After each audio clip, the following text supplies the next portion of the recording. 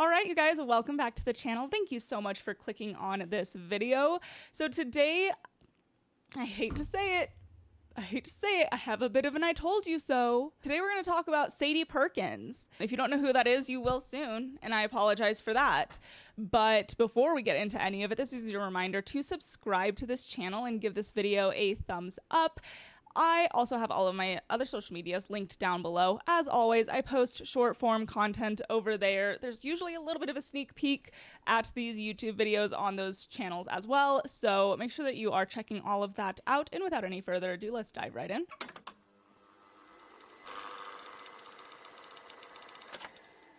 Okay, you guys, so if you do not know who Sade Perkins is, if you have not heard the name yet, this would be her.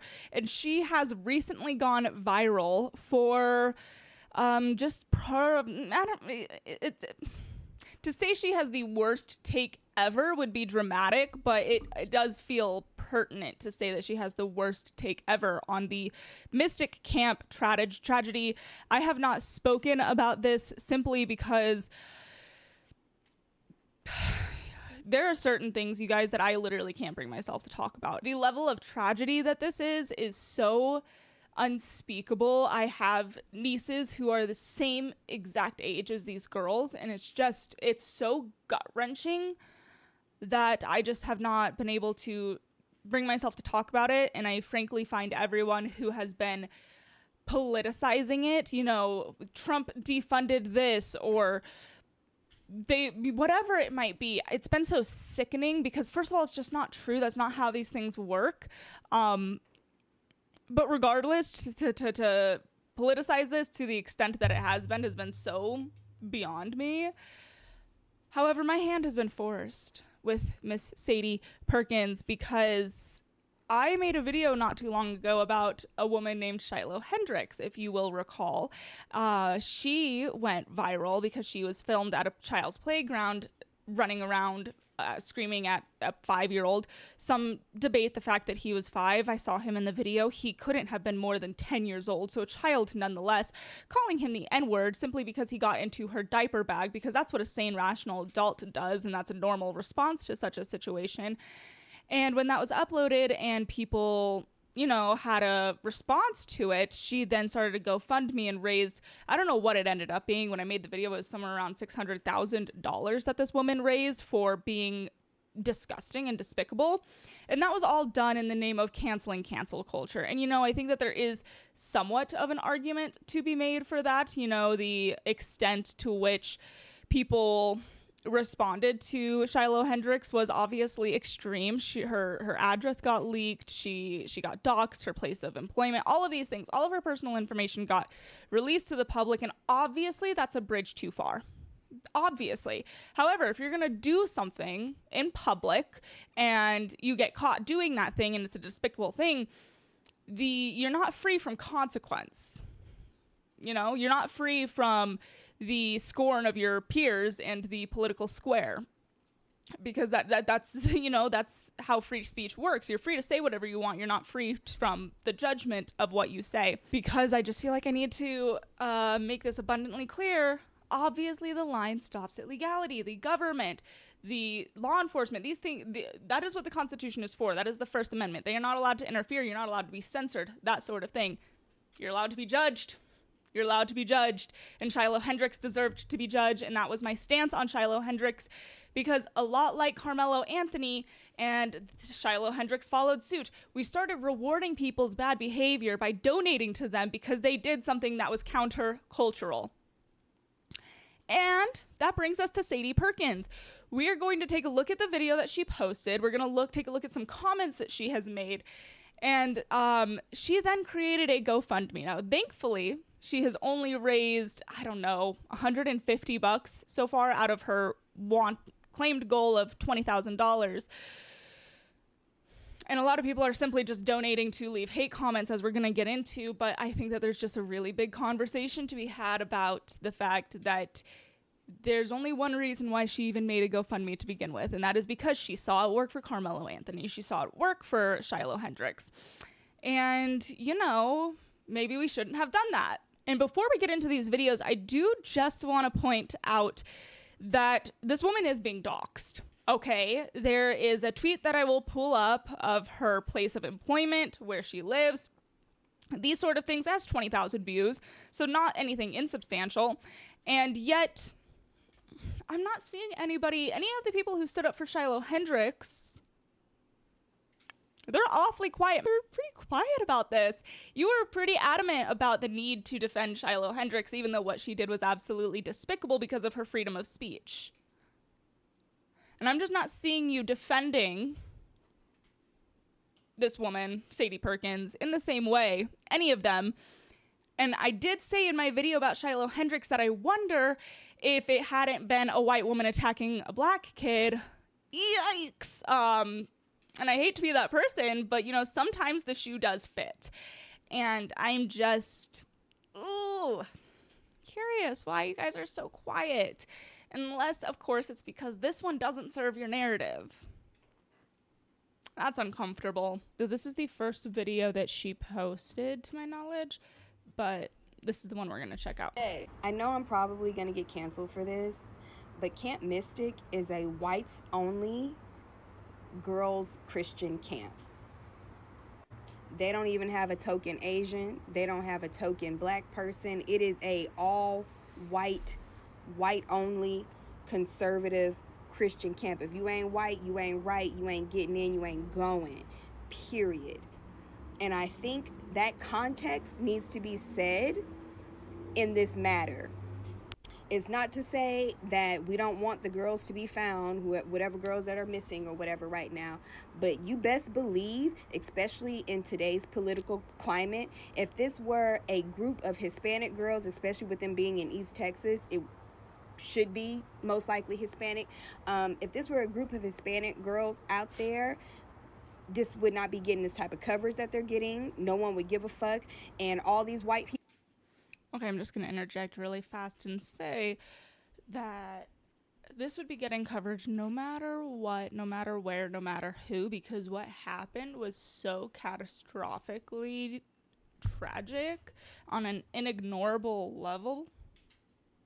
So to make it about race and try and downplay what happened here is absolutely insane. And as we're going to get into, she's not so blatant in the video itself, but it's the comments that she made afterwards that really truly show what she actually meant.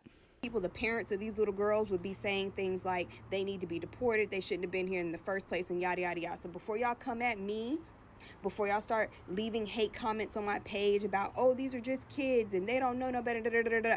The parents of these children who are choosing, and it is a choice in 2025, it is definitely a freaking choice to go into East goddamn Texas and to make a all-white enclave, exclusionary just for white people, with all the black people in East Texas, with all the Hispanic people in East Texas. Somehow, some way, you have carved out an all-white, whites-only enclave in East Texas for your white children.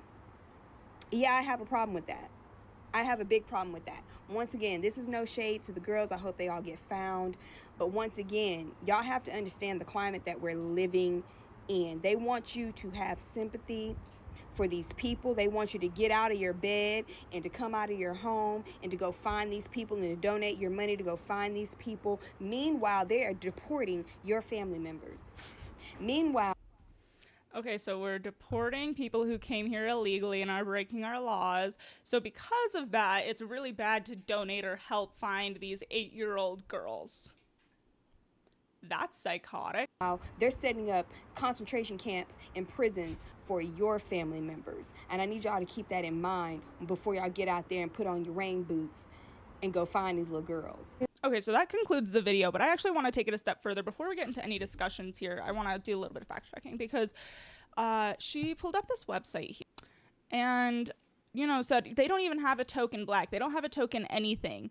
But if you go through the history here, you have the Maddox family who has been working for Camp Mystic since 1952. So yikes. I mean, that doesn't really feel all white to me. And yes, when you look through the four photos, it is primarily white people. But culturally speaking, a Christian camp is kind of a white activity. I looked through the photos. There were definitely some people of color in them, but you know, it just really doesn't matter, because to sit here and say because it is a primarily white group of people, they don't deserve as much attention or they don't deserve to go be found is quite insane. And yes, in that particular video, she tried to, you know, kind of play this middle of the road of like, well, I still hope the girls are good and blah, blah, blah. But let's take a look at some of the comments that she has left. Okay, so somebody called her out and said, girl, you brought this upon yourself. Freedom of speech doesn't mean freedom from consequences. That is absolutely correct. And she said, consequences for what? Maybe it was God's will to wash them little away. Wow. That's special. She said, pray for the souls of those little girls who are reaping the racist reward of their parents. Y'all voted for Trump and he cut EPA and FEMA funding. A flash flood alert should have been issued, but it wasn't because of the budget cuts. Go pray about that. And all I have to say is that's psychotic, first of all. Second of all, there were flash flood warnings throughout the day. Obviously, you know, the big one didn't come until 1 a.m. because that's when the big rain started. And I'm sorry, I live in an area, for example, today they said it was going to be sunny and bright. It's currently getting ready to rain, so they're just not that great at predicting the weather. Let's be completely honest about that. Someone said, I went to Camp Mystic and I am not white. That place means so much to me and you can't dismiss the human lives that were lost. That's just cruel. And she said, I can, and I did. Show your face if you're not white, because that matters so greatly to her. This is the tweet that I was referring to, about where she works, where her husband works, information to contact people for her employment. So I just, you know, it does really come back around to the Shiloh Hendrix thing, because obviously there is a big difference here. One is that Shiloh Hendrix was recorded against her will and posted on the internet, whereas Sade Perkins posted herself on the internet, is reaping the benefits of that. But I really don't think that that actually matters, because the core of it, the bottom line, is that a huge part of the messaging for Shiloh Hendrix was that we're canceling cancel culture because it's insane to get people fired from their jobs. It's insane to get people doxxed, their homes, their employment, all of these things because they said something stupid. You know, we have freedom of speech, and I just don't know why people aren't defending Sade Perkins. Personally, I think what Sade Perkins did is despicable. And, you know, doxing is obviously a bit far, but the online reaction is absolutely warranted because she's a despicable human being. However, I had that same energy for Shiloh Hendrix. I felt like she did something egregious, got caught doing that, and was shamed publicly. And once again, 1,000 times, that's the consequence of free speech. So I don't know, it's just very interesting to me that the people that were dying on the Shiloh Hendrix Hill are quite quiet. Before we end the video, I just want to take a look at her Give, Send, Go, her fundraiser. So I don't actually think that this is still up. It might be, but it's still worth looking at. So the description that she gave for this is, Sade Perkins is being publicly targeted for telling the truth after the devastating flood at Camp Mystic. Sade, like many of us, was heartbroken, was she? She didn't seem very heartbroken. But she also had the courage to say what others wouldn't. Would this response have looked different if the victims were Hispanic or Black girls? That is not what she said. I don't know about you guys, but that just was not my takeaway from her video and or her comments whatsoever. She didn't attack the victims. I don't know. Correct? Didn't she say that it was God's will to wash those cuts away? That feels pretty attacky. What do I know? She questioned disparity, and for that she's being stalked, harassed, and flooded with hate comments. Now the mayor is claiming they fired Sade. Detail that I forgot to mention, she was an appointee from the mayor. She here claims that the mayor is claiming that they fired her, but she actually left on her own in January. Who knows? The conservative media twisted her comments and handed the mayor a scapegoat. Sade simply spoke up about racial disparity and emergency response, something that many have quietly thought but were too afraid to say. This campaign exists to say enough. We stand with Sade because her words were not cruel, they were courageous. I think we all disagree with that. And, so Black women should not be silenced or sacrificed to protect broken systems. If you think that this woman is being silenced or sacrificed to protect a broken system and not because she said something absolutely egregious and out of left field and completely condemnable, then I don't know what to tell ya. Yikes. Real accountability means protecting truth tellers, not punishing them. If you believe in free speech, equity, and protecting Black women, then stand with Sade Perkins.